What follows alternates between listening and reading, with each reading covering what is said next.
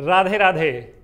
मैं आचार्य हिमांशु उपमन्यु आप सभी दर्शकों का स्वागत करता हूं कैपिटल टीवी के विशेष कार्यक्रम सनातन फाइल्स में, जहां आप सभी मुझसे जुड़ते हैं और सनातन धर्म से जुड़े हुए किसी मिथक या किसी त्योहार के विषय में जानते हैं। पर आज का दिन एक मिथक और एक त्योहार दोनों को जोड़ता है।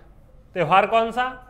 सनातन धर्म में जिसे आरंभ का समय कहा जाता है, नवरात्र, जब हमारा नया वर्ष आरंभ होता है। और साथ ही हमारे यहाँ मान्यता है, हमारे पौराणिक उल्लेखों के आधार पर, कि आज ही के दिन से सृष्टि का आरंभ। तो हम उसी नवरात्र से जुड़ी हुई एक विशेष कहानी, एक विशेष कथा के विषय में बात करेंगे।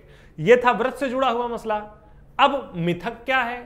तो मिथक है, हम सभी लोग जानते होंगे, बनारस में भगवान विश्वनाथ के समीप श्रृंगार गौरी को लेकर के बहुत सारे जो है ज्ञानवापी मस्जिद से जुड़े हुए जो भी मसले हैं, उनको लेकर के विवाद चल रहा है। बार बार लोग सुनते और पढ़ते होंगे, पर आपको पता है किस पुराण में कहां उल्लेख है श्रृंगार गौरी का? तो मैं आज आप सभी दर्शकों को बताऊंगा श्रृंगार गौरी का उल्लेख किस पुराण में, किस जगह पर, कहां है। और साथ ही नवरात्र में ये हम सभी दर्शक, जैसा कि आप सभी दर्शक जानते होंगे, नवरात्र में प्रथमम शैलपुत्री चा, द्वितीयम ब्रह्मचारिणी, तृतीयम चंद्र घंटेति, कुष्मांडेति चतुर्थकम, पंचमम स्कंदमातेति, षष्टम कात्यायनीति चा, सप्तमम कालरात्रीति, महागौरीति चाष्टमम, नवमम सिद्धिदात्री चा, नव दुर्गा प्रकीर्तिता। ये आप 9 दुर्गाएं जानते होंगे, दुर्गा जी के 9 रूपों को जानते होंगे, जो आती हैं नवरात्र में और हम सभी का कल्याण करती हैं।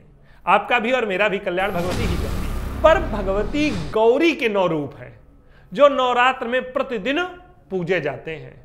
उनकी पूजा क्या है, उनकी विशेष पूजा क्या है, क्या उन्हें भोग लगता है, और साथ ही कहां है उनका मंदिर, ये सब कुछ आज के दिन आप जानेंगे। और साथ ही कहां है उल्लेख। तो आइए आरंभ करते हैं। आज के दिन जो हम 9 गौरी के विषय में चर्चा करने वाले हैं, तो मैं बता दूं इनका 2 जगह उल्लेख मिलता है। एक स्कंद पुराण में मिलता है और एक मिलता है देवी भागवत पुराण के 7वें स्कंद में, 9वें अध्याय में। तो आइए 9वें अध्याय के आधार पर समझ लेते हैं पहले किन किन गौरियों के बारे में जो है उल्लेख है और कहां कहां इनके जो है स्थान है। पहला आता है मुख निर्मालिका गौरी, जिन्हें सिर्फ गौरी भी कहा जाता है, कानकुब्ज क्षेत्र, कन्नौज। ठीक है, शिव जी के साथ गौरी पूजन होता है, पूजन का विधान बाद में बताऊंगा। और उसके बाद में जो अगली गौरी हैं जिनके बारे में उल्लेख मिलता है देवी मद्भागवत पुराण में, वो है श्रृंगार गौरी। कहां? वाराणसी में बाबा विश्वनाथ के पास। और फिर इसके बाद ललिता गौरी प्रयागराज में, ललिता मंदिर है ना प्रयागराज में, उन्हें ललिता गौरी कहा जाता है। और उसके बाद में भवानी गौरी से जुड़ी हुई एक बहुत रोचक कथा है, मैं वो भी आप सभी को सुनाऊंगा। भवानी गौरी स्थानेश्वरी पीठ में जो है भगवती हैं। इसके बाद में मंगला गौरी, जो कहा जाता है मंगला गौरी का पूजन करने से जो कुंवारी कन्याएं होती हैं उनका विवाह शीघ्र हो जाता है, और विवाह से पहले मंगला गौरी का पूजन किया जाता है, ताकि जो सौभाग्य है, जो भाग्य है, वो अटल बना रहे, स्थिर बना रहे। और उसके बाद में महालक्ष्मी गौरी।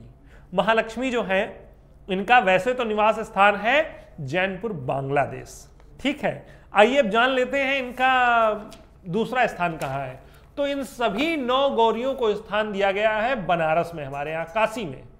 काशी और बनारस में जगह जगह इन्हें स्थान दिए गए हैं, अलग अलग स्थान हैं। तो इन सभी 9 गौरियों की पहले दिन भगवती मुख निर्मालिका गौरी का पूजन होता है। ठीक, दूसरे दिन ज्येष्ठा गौरी का, तीसरे दिन सौभाग्य गौरी का, और चौथे दिन श्रृंगार गौरी का। श्रृंगार गौरी कौन है? वही जिनको लेकर के, जिस मसले को लेकर विवाद चल रहा है।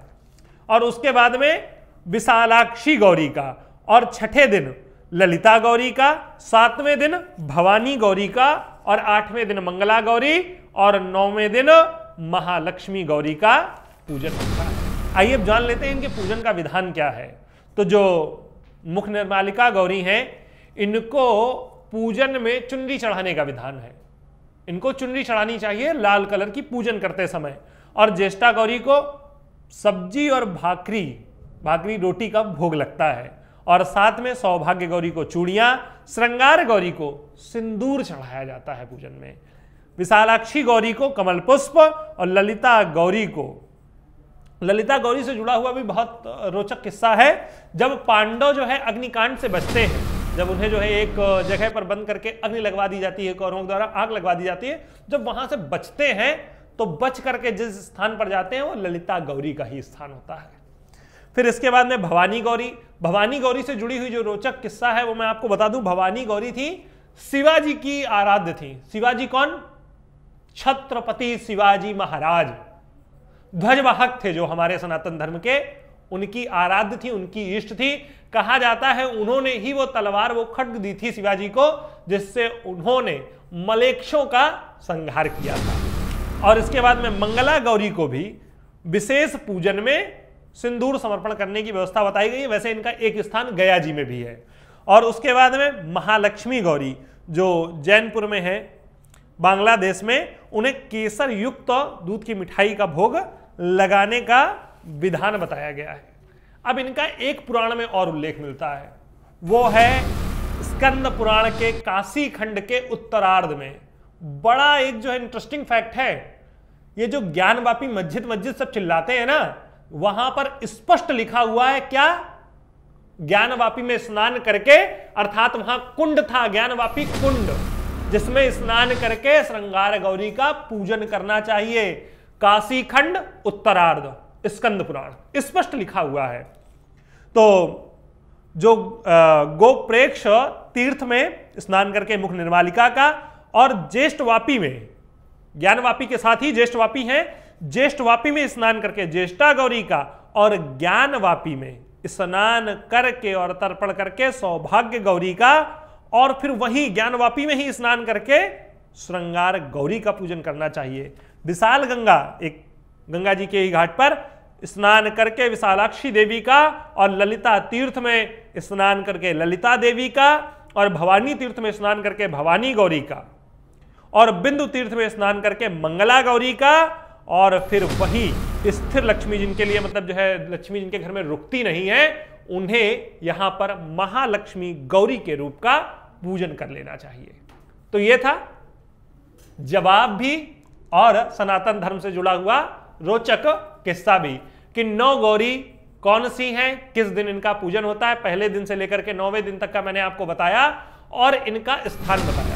अब आप अगर हमारे चैनल को देखना चाहते हैं, सनातन धर्म से जुड़े हुए रोचक तथ्यों को जानना चाहते हैं, तो हमारे आप चैनल को सब्सक्राइब कर सकते हैं, हमारे वीडियो को लाइक कर सकते हैं। कल पुनः इसी समय आप सभी से भेंट होगी, और साथ ही मैं आप सभी को बताऊंगा क्या है घट स्थापन का शुभ मुहूर्त।